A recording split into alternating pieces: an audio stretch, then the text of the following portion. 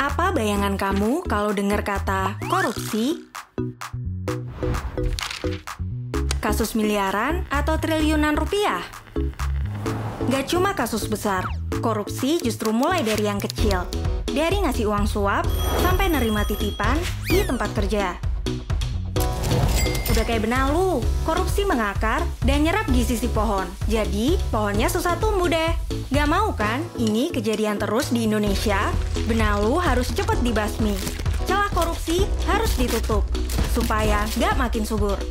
Buat mencegah, pertama, kita harus tahu dulu dong penyebab dan gimana cara cegahnya. Ini nih alasan kenapa ada survei penilaian integritas atau SPI. Lewat survei ini, kita bisa metain celah korupsi di berbagai instansi pemerintah. Ini dia, rumus buat hitung hasil survei.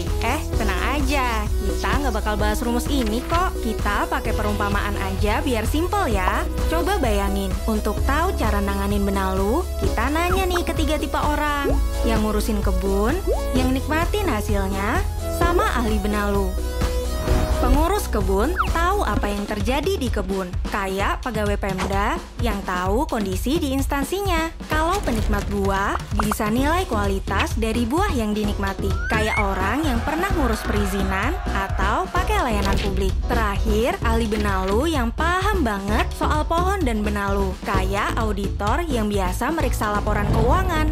Kira-kira gini proses surveinya. KPK kerja bareng unit pengawas di instansi pemerintah untuk ngumpulin data responden.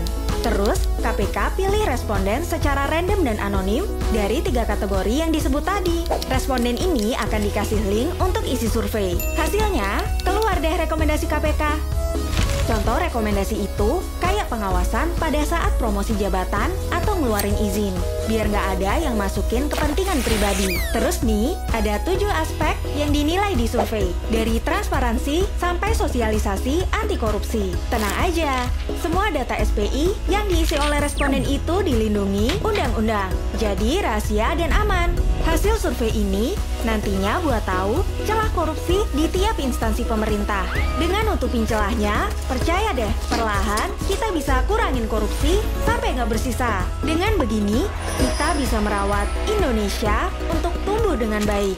Ingat, semua orang bisa jadi korban korupsi tanpa disadari. Tapi, semua juga bisa berperan untuk nutup peluang korupsi. Yuk, berani mengisi, habisi korupsi.